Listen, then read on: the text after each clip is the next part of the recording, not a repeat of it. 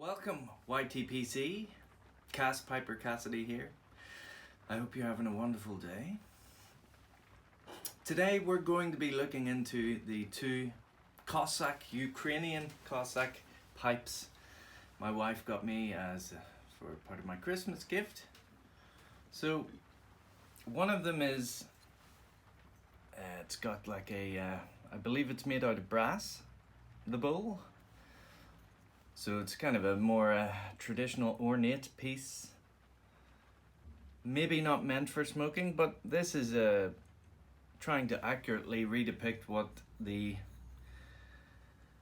Zaporozhian Cossacks would have used, and we'll get into that in just a moment. Here's the other one. Ceramic bowl. It would be more, I'm looking forward to this one more. I think it will be more suitable for tobacco smoking. It might even give a fantastic flavor. You never know. There you have it. Very nice pieces. I filled them both with a touch of nightcap. As you can see, there's some nice dark nightcap there. There's a bit of age on this tin. It's been in a glass mason or bell jar now for just over a year, I think. So it's gotten a bit darker in color, and the Latakia I think is a lot smoother. No need for me to cut it with any more nonsense coffee caramel aromatics. But let's talk about the Cossacks first of all. Who were they? What did they do? Where did they come from? So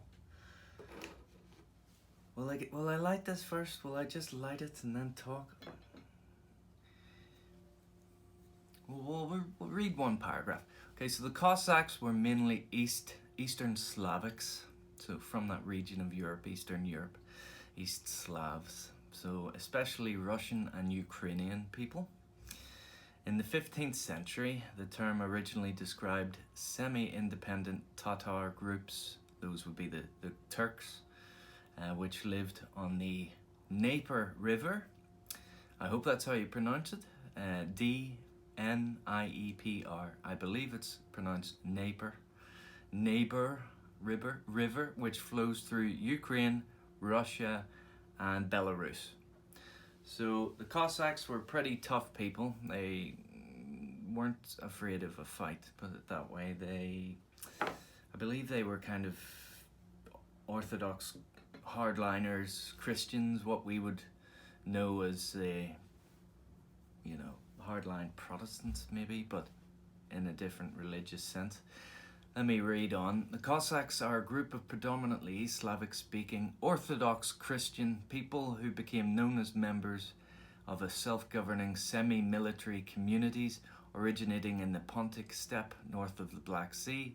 They inhabited sparsely populated areas and in islands in the lower Dnieper, Don, Terek and Ural river basins, and played an important role in the historical and cultural development of both Ukraine and Russia. They are most famously known for their attacks on the Ottoman Empire and its vassals like the Tartars, although they did not shy away from pillaging other neighbouring communities. So yeah, Cossacks have a bad name about them in some necks of communities. Yeah, some bad blood, I'm sure, pillaging and raping and plundering and what have you. But they were fond of pipes. I'm nearly certain this is pronounced Zaporozhian. So the Zaporozhian Cossacks, I believe Zaporozhian means essentially the ones who then went on to become Ukrainians, the people of Ukraine. My history is not good, so don't take this on, take it with an ounce of salt, please. The Zaporozhian Cossacks played an important role in European geopolitics in and around the 15th, 16th and 17th centuries, participating in a series of conflicts and alliances with the Polish-Lithuanian Commonwealth, Russia, and the Ottoman Empire. So let's see, what about the numbers these days? So descendants and the like. In the 2002 Russian census, 140,028 people claimed Cossack ethnicity, while in 2010 only 67,573 people identified as ethnic Cossack in the Russian census. So 2002, over 140,000. 2010, 67,000. Now, whether that's just people not speaking up, but it would say to me that they are dwindling in numbers, at least of those who identify as Cossack ethnically. Are they an ethnicity? That's a whole other argument. Most scholarly articles I found tend to treat them as an ethnicity. We're not getting into that. So the numbers are there. So between 3.5 and 5 million people associate themselves with Cossack identity in Europe and across the world. So that's the rest. Cossack organizations operate in Russia, Kazakhstan, Ukraine, Belarus, and the United States. So let's get to the meat and veg of it, the tobacco smoking. Cossacks would have learned, of course, from the Ottoman Turks, who would have brought in tobacco. Tobacco didn't really hit England until later, but because of the Ottoman Empire, the Turks, they had it all way before us. I think they had it from 1550s or so onwards, whereas we were late, 1690 or at least 100 years later, I think. I don't expect this one to be extremely good smoking or anything, but give it a go.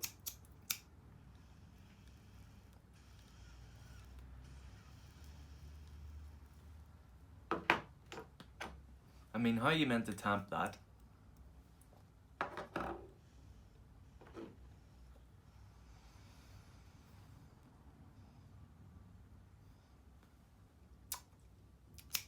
Yeah, it doesn't taste nice.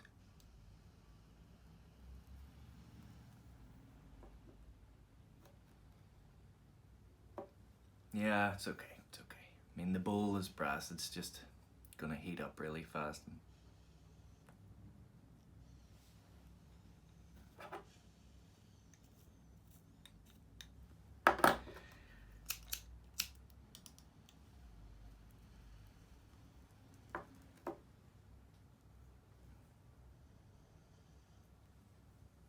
So this could be a pipe for other things they may have been smoking.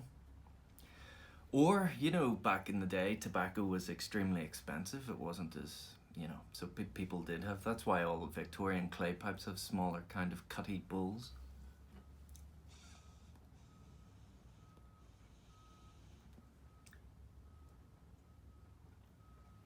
The smoke is going through the pipe and into my mouth. I mean, it's not a smoking pipe, it's not something it's an ornament as far as I'm concerned.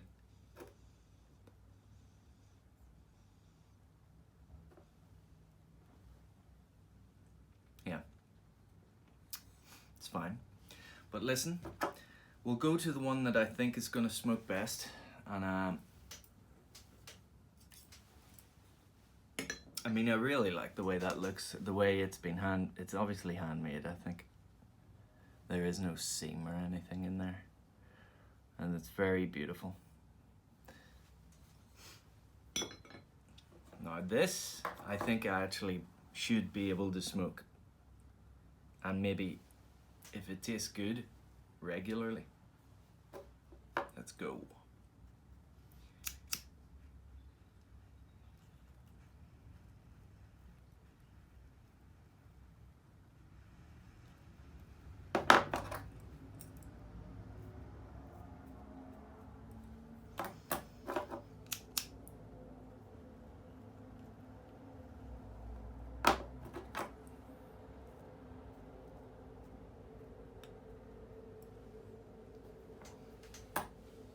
Yeah.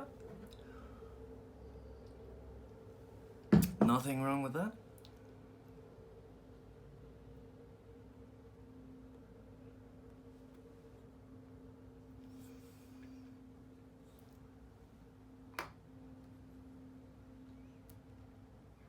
So, like I said, tobacco smoking, the Cossacks would have learned from the Ottoman Turks. It is generally assumed that tobacco was already known, although not popular, in Central Europe as early as the 1590s.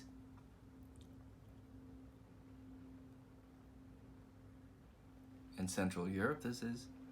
So, mainly due to the contracts with the Ottoman Empire, from where new plant, along with the method of smoking, was brought by diplomats and merchants to the people.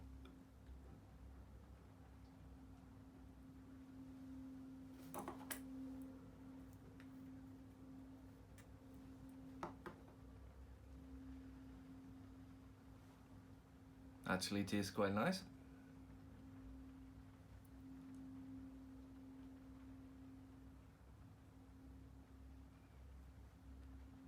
I'll have to disinfect the mouthpiece or something, clean it with alcohol after each smoke, and try not to get it soggy.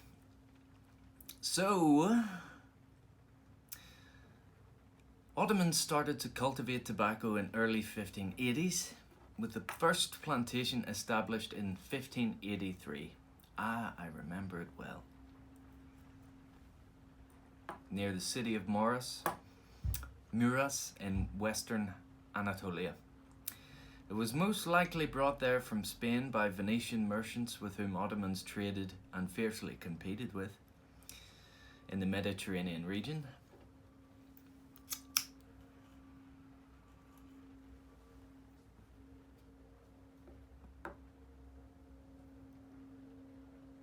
In the beginning of the 17th century, tobacco gained vast popularity among Zaporozhian Cossacks, as southeastern regions of Polish-Lithuanian Commonwealth were all suited to its cultivation due to the climate.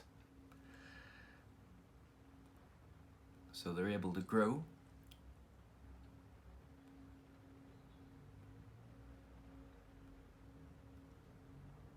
In the late 1680s, around the time when Zaporozh was transferred from the Commonwealth to Russian Tsardom, in the lands of the Cossack Hetmanate,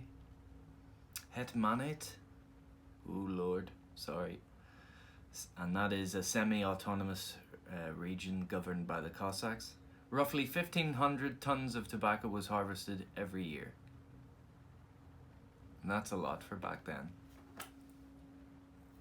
They obviously didn't have the industrial methods we do.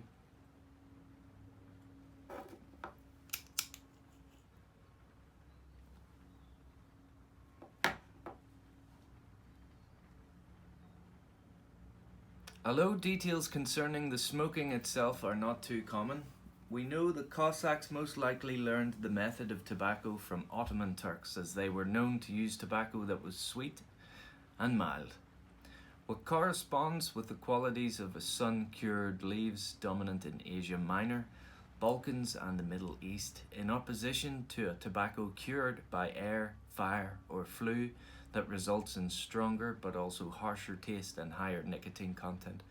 Like the Turks, the Cossacks also learned to use additives to create aromatic blends and mixes, much less popular in the West. So maybe the Cossacks and the Eastern Europeans were the guys who first started experimenting with flavors with their tobacco.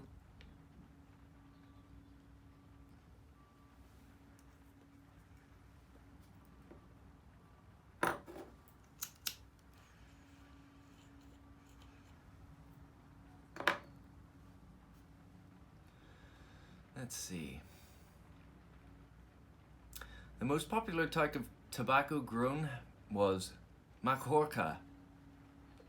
This was a strong tobacco known in the West as Aztec tobacco, Nicotiana rustica. Nicotiana rustica. Yes, I still haven't tried that rustica blend that's apparently meant to be the strongest in the world. I watched our good friend 13 Pipes talk about it.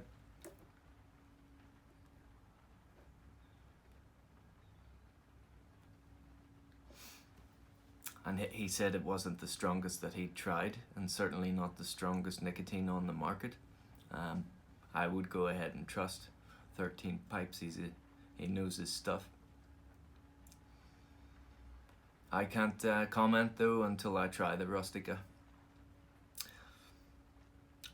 So, strong tobacco, the Nicotiana rustica, much more abundant in nicotine, but also more potent and characterized by a harsher taste.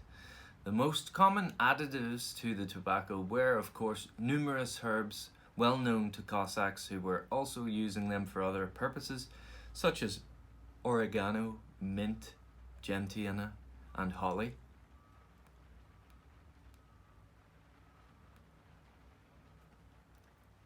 They were also known to add specific herbs for their known medicinal effects, like dried woodworm to alleviate insomnia, oh dear, or melliot for general relaxing and vasodilatory effect. Melilot. Never heard of that, melilot. The wormwood I have heard of. Obviously, anyone familiar with the origins of the drink, the green fairy, absinthe? Absinthe was, Van Gogh used to drink it. Van Gogh, as many people would say, used to drink it, I think, as well, for the wormwood, the effects, hallucinogen. Some of his paintings are... You can see that maybe he was under the influence of some hallucinogen, perhaps. Or the inspiration for some of his paintings were certainly look as if he was tripping on his absinthe. Tell you a story. When I was about 21, 20.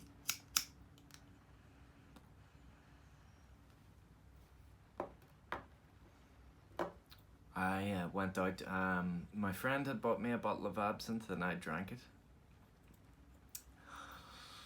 And it was the black absinthe, so it was like 85% or something stupid. And I drank it in the afternoon, and then in the evening I went to see a grindcore band called The Locust, who was very heavy music. And nobody would come with me because nobody else liked that music. But so I went alone. I drank so much that that absinthe, and I don't know what happened, but I ended up getting assaulted, but I think probably for good reason. But this tooth, part of it is fake, so I think I was drinking out of a bottle when somebody assaulted me, when the guy hit me, so the bottle went in my mouth and chipped the tooth away. So don't drink absinthe, kids. It's not a good thing. You might be cheeky to the wrong person and then you'll lose a few teeth. Those days are well and gone.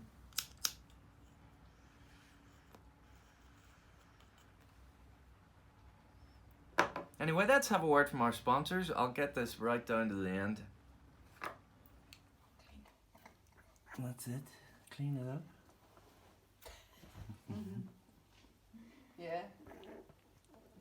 Yeah, that wrestling going on here. Wrestling.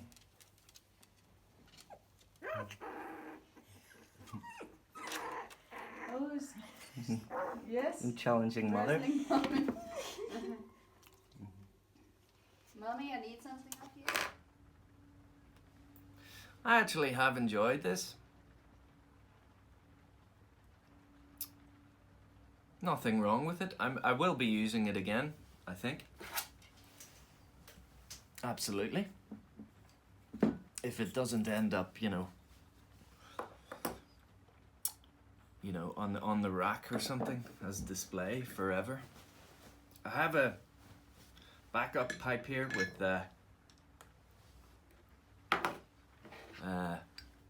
Solani aged barley flake.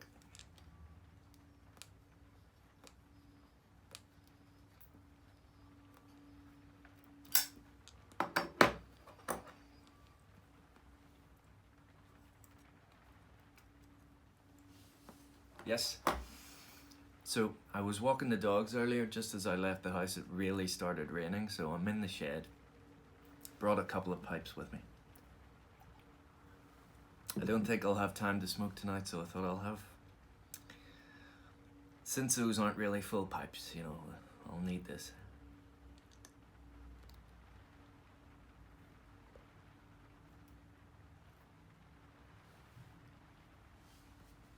Very interesting to hear about the Cossacks.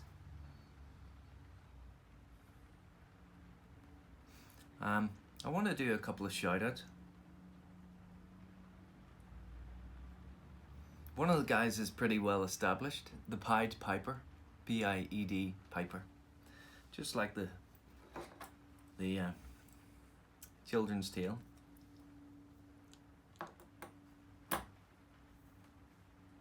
He's an Englishman. I believe he's spent a lot of time in the United States.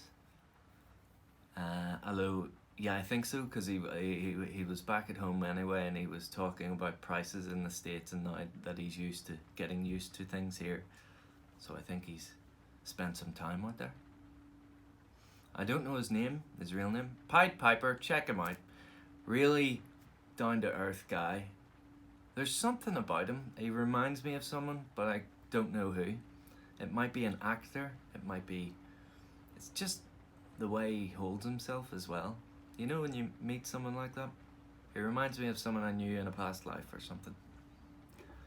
No, not really, but you know what I mean. It's like I can't put my finger on. The other channel...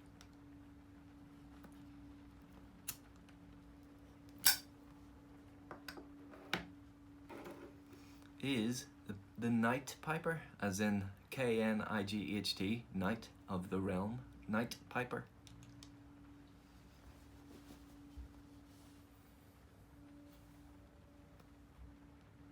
I think he's only a few weeks old. Not him, but the channel. He's from the States. Really good channel. I like his style. I like the way I like the cut of his jib, as we say here in the UK and Ireland. I just like the cut of his jib.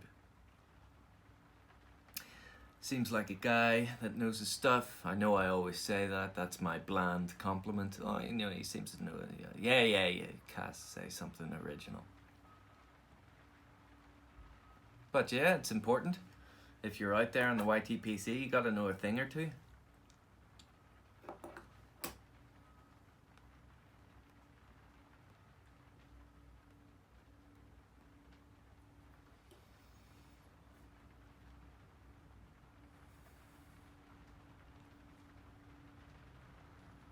Solana aged barley flake is fantastic. It's very... It doesn't pack a punch, it doesn't have a lot of flavour, but what flavour is there is very nice.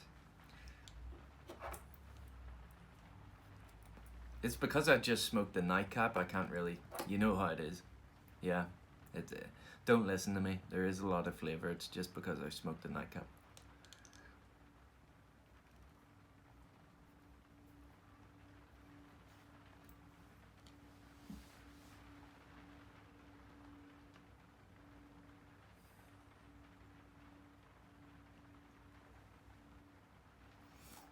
I wonder is Mutton Chop Piper ever gonna come back?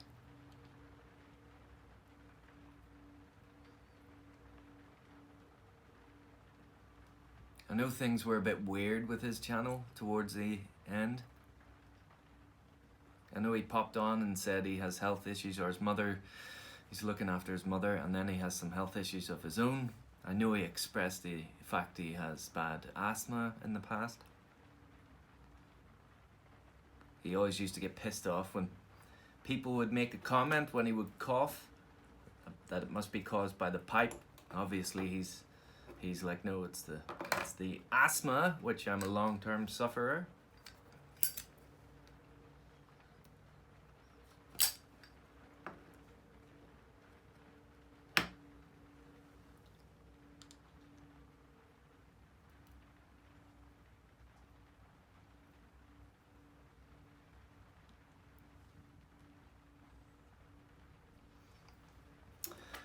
I wish he'd come back.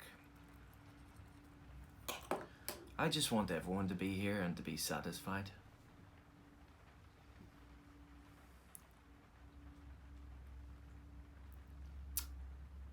I've made a Rumble account. The professor, Jeremiah, and our very own Uncle Phil had started posting videos cross platforms now on Rumble. Check it out, kids, if you haven't already. You can find me there, Cass Piper Cassidy. Rumble seems to work in a strange way. You watch videos, or you can go through your feed, and then you can swipe right if you like the video and swipe left if you dislike it. And then the person gets points or something, depending.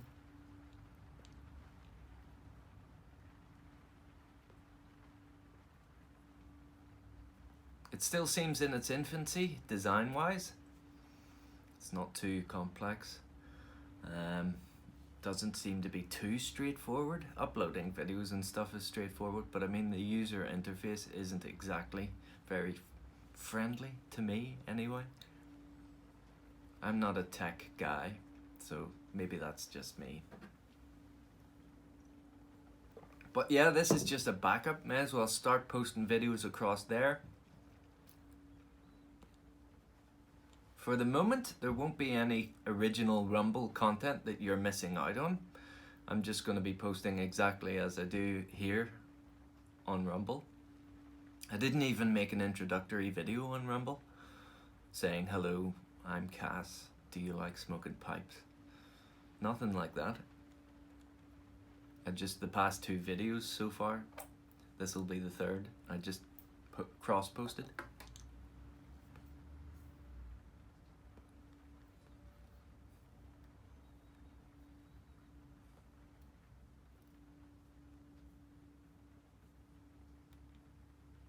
I know there are some creators who are thinking of having just Rumble content, but I just think post it. I'm not gonna have YouTube viewers miss out and then feel like they should look in Rumble for me as well.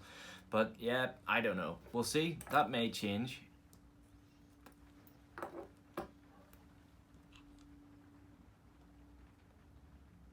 The idea is, I think, if YouTube eventually do decide to, I mean, we already can't make money if we say tobacco. I know Bradley at Stuff and Things is saying the T word instead of the word tobacco, and that seems to be working for him thus far. But who knows what's gonna happen? I don't have 1 million subscribers. I don't need to worry. But what if they just do shut us down? Anything related to tobacco, and it could see that happening. It's a shame.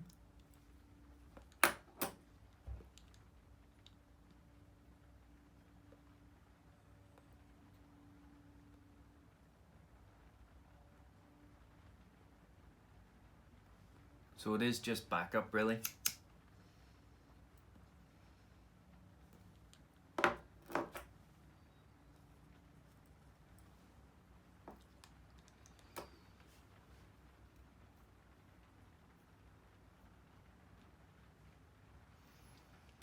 Just backup. Lord knows what YouTube are gonna do in the future. And I think Rumble are all for no censorship. You could put up whatever you want as long as it doesn't involve you sticking somebody into the boot of your car, you know, stuff like that. Zip ties at the ready. Though we'll see what happens, but yeah, cross-posting. It's not too much effort, so maybe we should all start doing it just in case.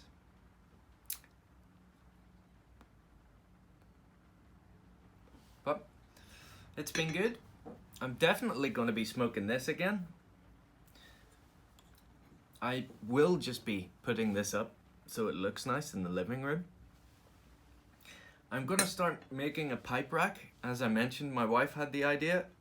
We found a suitable piece of wood, which we had upstairs. All we got to do is drill some little holders into there and it'll be good to go. So I'm looking forward to that. Be nice to make something with my wife. I might treat the wood, make it look all nice and dark.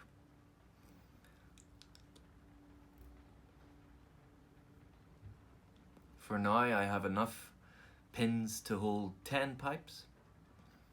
I don't know how many pipes I have. It's less than 20, probably 15 or so.